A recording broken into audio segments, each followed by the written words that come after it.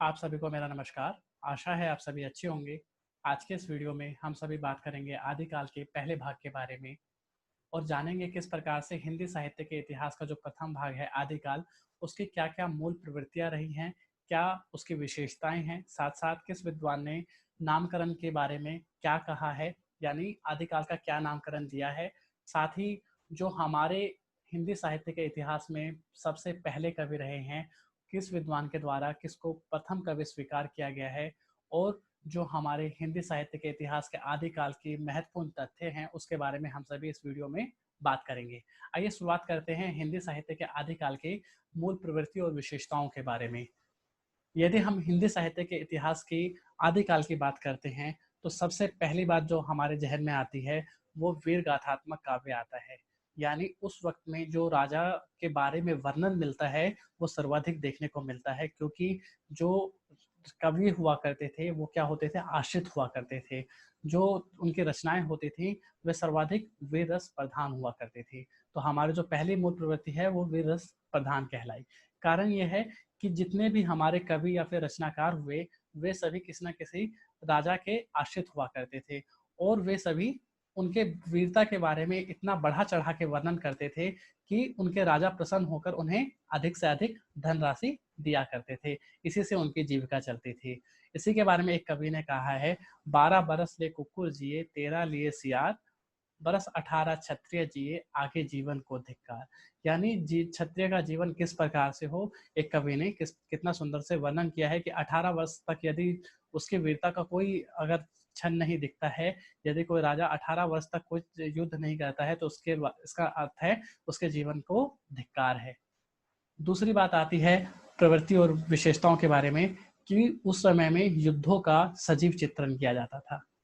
क्योंकि जितने भी राजा हुआ करते थे, उसके साथ-साथ जो इनके कवि हुआ करते थे, वे उनके साथ लड़ने के लिए भी जाया करते थे। वे मात्र कवि नहीं हुआ करते थे, साथ-साथ देखने के लिए भी जाया करते थे, लड़ने के लिए भी जाया करते थे। उनके सेनापति तक हुआ करते थे। इस कारण से हम देखते हैं कि उनकी युद्ध कौशल जिस प्रकार से राजा लड़ता है, उसके युद्ध कौशल के बारे में पूरा स्पष्ट वर्णन हमें आदिकाल के अंदर देखने को मिलता है। वे केवल दरबार में ही नहीं बैठा करते थे, यानी वे राजा के साथ जाके युद्धों के मैदान में देखा करते थे किस प्रकार से राजा युद्ध कर रहा है और उसका सजीव चित्रण किया करते थे। तीसरी बात करते हैं हिंदी कविता का प्रारंभिक रूप देखने को मिलता है क्योंकि हम देखते हैं किस प्रकार से जो हमारी भाषा है, किस प्रकार से वैदिक संस्कृत से लौकिक संस्कृत बनती है, फिर पाली से प्राकृत, फिर अपभ्रंश से अवट होते हुए हिंदी का निर्माण होता है। इस दौर में जो संस्कृत से प्राकृत और प्राकृत से अपभ्रंश का जो दौर देखने को मिलता है, वो हमें आदिकाल के अंदर देखने को मिलता है। और इसमें हम ये भी देखते हैं कि किस प्रकार से एक जो भाषा हुआ करती थी, वो जन भाषाएँ किसी एक विशेष जाति समूह की हुआ करती थी, एक विशेष वर्ग की हुआ करती थी, ना कि सभी जन समूह की हुआ करती थी। यानी सभी जन समूह की अपनी-अपनी अलग-अलग भाषाएँ होती थी, उनकी जाति और उनके वर्ग के आधार पर। आगे बात करते हैं, तीसरी जो प्रमुख बात है, श्रृंगार रस की प्रतिपादन। यानी उस आदिकाल के अंदर हम देखते हैं तो सबसे सर्वाधिक जो चीज़ देखने को मिलती है दूसरी, वो है श्रृंगार रस का वर्णन। यानी वीर रस और श्रृंगार रस जो दोनों ही तत्व ऐसे हैं जो हमें आदिकाल में सर्वाधिक देखने को मिलते हैं। क्योंकि उसके बारे में हमें एक कविता याद आती है, जेही की बिटिया सुंदर देखी, तेही पर जाई धरे तलवार। यानी जहाँ पे सुंदर बिटिया दिखती थी, यानी जिस राज्य की रानी सुंदर दिखती थी, वहाँ पे वो हमला कर दिया करते थे।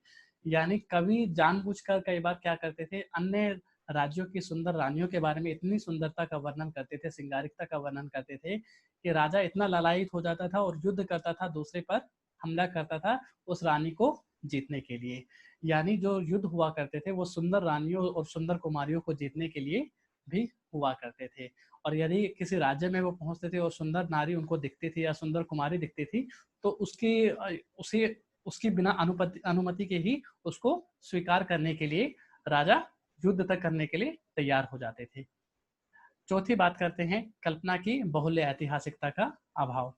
यानी ज़ाहिर-सी बात है, जिस साहित्य के अंदर अगर राजा का अति प्रशंसा कर रहे हैं, अति का वर्णन कर रहे हैं, यानी जिसमें हम ये देख रहे थे, जिससे पिछली पंक्ति में हमने पढ़ा था कि 12 बरस कुकुर जिए, 13 जिए सियार। यानी उसमें हम देखते हैं किस प्रकार से जो कवि है, कितना अति वर्णन कर रहा है क्षत्रिय जीवन के बारे में, तो उसके अंदर हमें काल्पनिकता का पुट देखने को आराम से मिलेगा ही मिलेगा। और जिसके कारण क्या हो जाता है, एक हमारे इतिहास होते हुए भी उसके अंदर ऐतिहासिकता का अभाव देखने को मिलता है, क्योंकि साहित्य वही होता है जो कि समाज को दिखाता है। परंतु अगर आदिकाल की बात करते हैं तो उसमें राजाओं के वर्णन के करते करते कवि इतना ज्यादा शुमार हो गए कि वे भूल गए कि उनकी जो ऐतिहासिकता थी, जो कि लिखना था उनको इतिहास के बारे में, वो वास्तविक चित्रण ना करते हुए केवल राजा की प्रशंसा करते हुए कल्पना के अंदर डूबते हुए चले गए। क्योंकि उनका मानना था जो उनके जो राजा हैं वे अद्भुत अलौकिक शक्तियों के साथ विराजमान हैं। ऐसे ऐसे वर्णन हमें देखने को मिलते हैं। पांचवी बात आती है राष्ट्रीय एकता का अभाव। आदिकाल में जो राष्ट्रीयता थी उसका बहुत ज्यादा अभाव देखने को मिलता है। उसके पीछे कारण था कि प्रजा अपने राजा के अधिकार क्षेत्र को ही देश मानते थे। यानी जो राजा का क्षेत्र यदि छोटा भी था या राजा का क्षेत्र कुछ बड़ा भी था तो केवल उतना ही देश माना जाता था। और ऐसे करके तमाम हजारों लाखों खंडों में हमारे क्षेत्र विभाजित थे। तो जो राष्ट्र की एकता थी भारत की, वो उसका खंडन होते हुए हमें आदिकाल के दौरान देखने को मिलता है। छठी बात आती है आश्रयदाताओं की प्रशंसा।